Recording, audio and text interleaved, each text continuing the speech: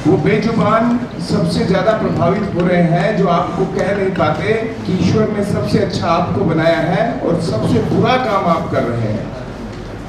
2030 तक भारत ने भी संकल्प लिया है कि प्लास्टिक मुक्त हम होंगे। सिंगल यूज प्लास्टिक से मुक्त होने का संकल्प 2016 में नियम बने, नीतियां बनी, 2021, 22 और लगातार परिवर्तनशील है। कुछ अच्छे सुझाव आते हैं। भारत ने भी कोशिश की है कि कुछ स्टार्टअप्स को बढ़ावा दिया जाए, उन लोगों को लेकर आया जाए जो कचरे से पैसा भी बना सके, नौकरी भी दे सके और इस समस्या से भी निजात पा सके। लेकिन एक छोटा सा आंकड़ा मैं पेश करना चाहूंगा इस वक्त।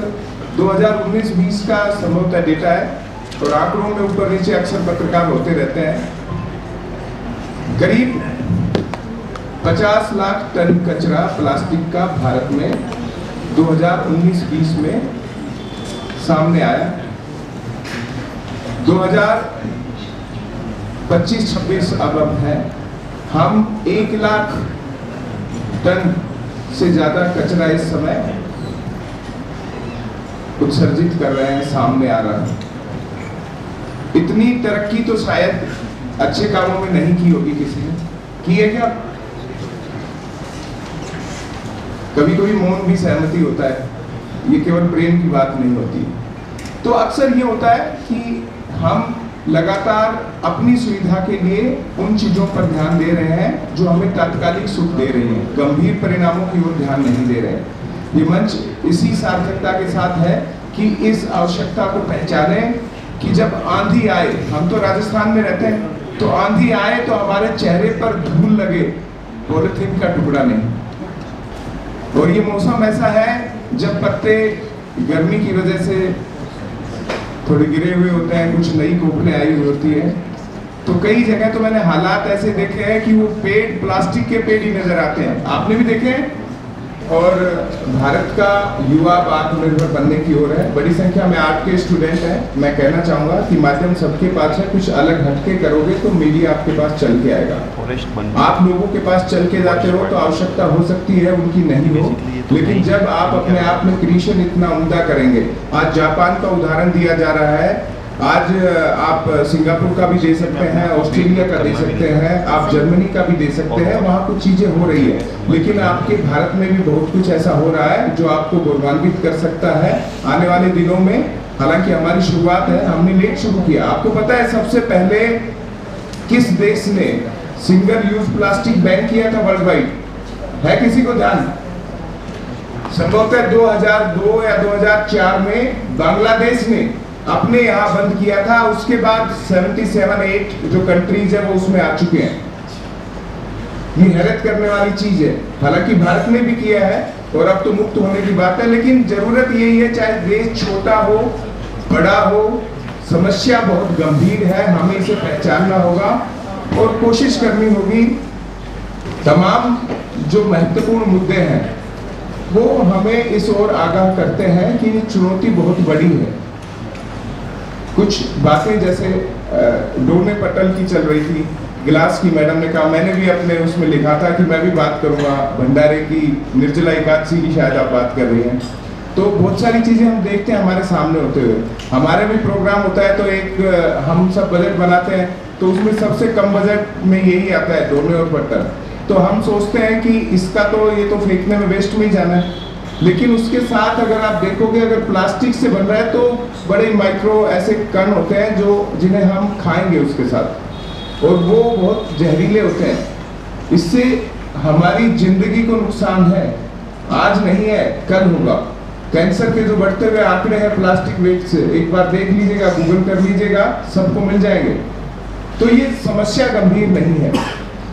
पेड़ हम लगातार काट रहे हैं, चीजें सुविधा हमारी लगातार बढ़ रही है, हमें सोचना होगा और ये हमको खुद ही से सोचना होगा। अक्सर सरकारें नीतियां बनाती हैं, दशा और दिशा तय करती हैं, लेकिन ये ऐसी चीज है जहां से हमें कोशिश करनी होगी कि हमारे लिए कौन सी चीज अच्छी है, कौन सी बुरी, और यही हमें एक समृद्ध भारत की ओर, आत्मनिर्भर भारत की ओर और खासतौर पर प्लास्टिक मुक्त भारत की ओर लेकर जाएगी।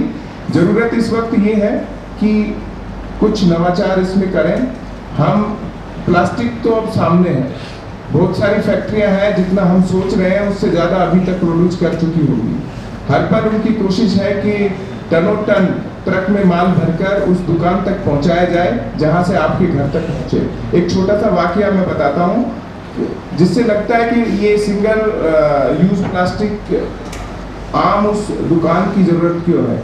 सरकार अभियान चलाती है, अरबाज जी ने जिक्र किया कि अभी परसों इन्होंने कवर किया, तो एक छोटे से जो रेडी संचालक है उसके यहाँ भी अभियान में करीब 400 रुपए की प्लास्टिक थैलियां जब्त कर ली गई। जब अभियान चलता है तो सब लपेटे में आते हैं और उसका सामान जब्त हो गया और एक फाइन भी लगाया गया, जुर्माना भी लगा, शायद 200 रुपया कुछ ऐसा था।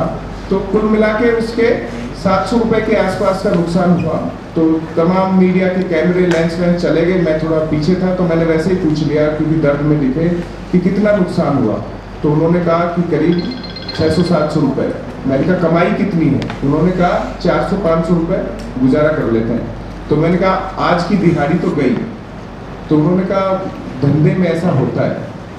तो मैंने कहा क्यों, जरूरत ही क्यों है प्लास्टिक रखने की? तो उसने 2 कारण बताए, एक आपसे जुड़ा हुआ था, एक उसका खुद से।